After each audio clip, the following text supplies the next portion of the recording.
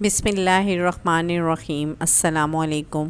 خاص الخاص وظیفہ برائے حاجت۔ بعد از نماز عشاء وقت اور جگہ کی پابندی کے ساتھ اول 2 رکعت نماز حاجت اس طرح پڑھیں کہ پہلی رکعت میں سورہ فاتحہ کے بعد سورہ کافرون اور دوسری رکعت میں سورہ فاتحہ کے بعد 1 مرتبہ سورہ اخلاص پڑھیں۔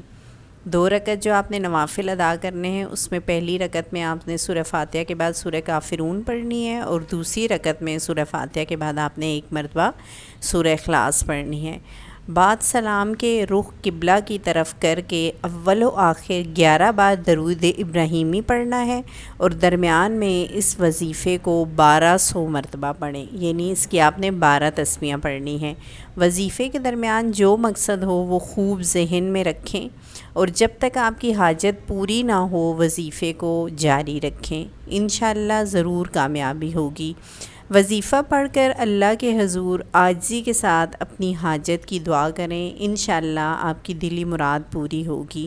وظیفہ یہ ہے: یا بدیع العجائب بالخیر یا بدیع، ٹھیک ہے، یا بدیع العجائب بالخیر یا بدیع، اس کو آپ نے 1200 دفعہ پڑھنا ہے۔ جزاک